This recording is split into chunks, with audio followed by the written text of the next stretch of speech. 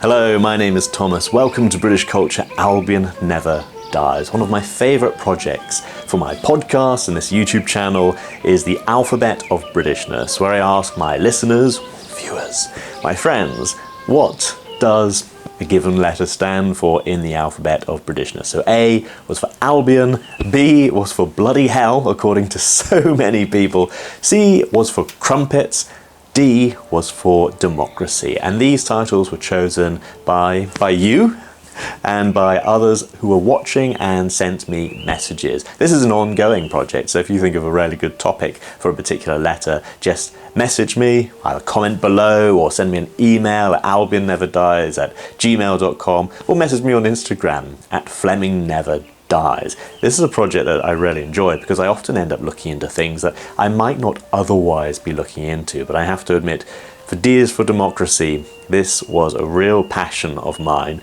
or rather is a passion of mine. Since recording the episode, I've been invited to look round the Palace of Westminster, the Houses of Parliament, and see for myself where the magic happens of democracy. And I've also put out an interview with an insider from the House of Commons, which I've linked down below. That shows the life of the democracy we have today. Of course, when I put out the original podcast episode, a huge amount was to do with the history of democracy. And the real reason for that is that the UK has no single document that we refer to as a constitution. And this is something of an anomaly around the world. We rely very much on practice, custom, and a huge body of law. If you are a constitutional lawyer in the UK, your opening question is, what is the Constitution? And really the end question of your career is, what is the Constitution? It is very difficult to pin down. There are those who do so. I'm not a specialist. I leave that to them. What most of us all agree on is that it's something to do with our long, slow development. Evolution, not revolution. We give due credit to the ancient Greeks, who very much came up with the philosophy of democracy. Of course, the practice of democracy in ancient Greece did heavily rely on a slave culture and denying women the franchise, and so it's not what we'd describe as an ideal democracy today. In fact, there are some who say that General Franco's Spain, what we now consider a fascist government, was much more democratic than the ancient Greeks. But that is the starting block, and that's something that I think all Brits rarely recognise, our debt to the ancient world. Our own democracy really starts to take shape from that and the ancient Romans to the Anglo-Saxons, who had their kind of village councils, their moots, their 100 moots, their white hands, their advisory councils. And of course, we had the great break in English history in 1066, where William Conqueror comes in and ushers in a new age where might appears to be right, which only goes so far. Because of course, if the king is there because he is a conqueror, then what's to stop any of his barons trying to do the same? We ultimately entered a period known as the anarchy before things start to settle down, especially in the Plantagenet era, a few hundred years later. And then we have bad King John.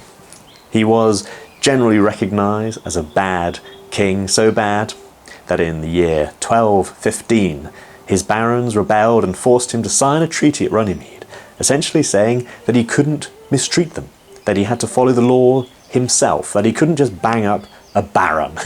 He had to have due course. So this treaty, now known as the Magna Carta, is widely recognised by many Brits as the origin of our democracy. Because of course, whilst it said free men in the treaty, and there were very few free men at the time, gradually we have all become known as freemen. And so it gives us all the basis for our later Bill of Rights. Our democracy evolved and evolved, and of course in the 17th century we had the Civil War. Who has authority, Parliament or the King? And we ultimately ended up with a blend of the two, and a parliamentary system where we have the monarchy as the head, and then we have the ministers serving the monarchy, and we have the first among equals, the Prime Minister. And of course, last year, 2022, at time of recording, we actually had 3 Prime Ministers in 1 year, including the shortest serving Prime Minister in our history.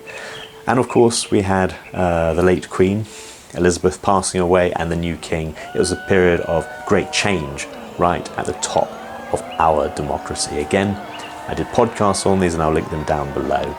But I think there's one thing that I would recommend as a recommended rabbit hole when looking at English democracy, and it would actually be a piece of medieval history, which is the role of Edward I, a great and terrible king, and his creation of what Victorian historians termed the model parliament. It was his attempt to really get a consensus on how much he could tax, who he could tax, and in many ways how to tax.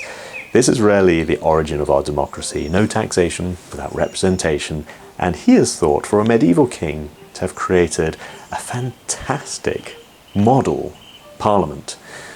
Of course, another part of his legacy is that when his wife passed away, he was so distraught, he was a king who truly loved his wife, that he created a series of crosses for the late Queen Eleanor, known as the Eleanor crosses, and there's one at Charing, known as Charing Cross, which lends its name to a well-known tube stop.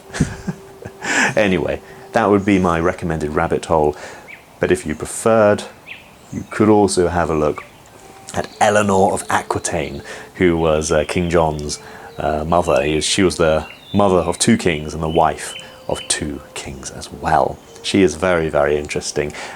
In most versions of Robin Hood, we have King John, bad King John, and his brother, good King Richard. We don't often see their mother. The Ridley Scott movie had her, and I thought was all the more interesting for a very good portrayal of her. So, two recommended rabbit holes: A Great and Terrible King and Eleanor of Aquitaine. Thank you very much for watching, and if you have an idea for a further alphabet episode, just comment down below. I do have files, I save away all suggestions and I do look into them. It takes me time because I'm not always familiar with these topics, but I do very much enjoy looking into them. Thank you.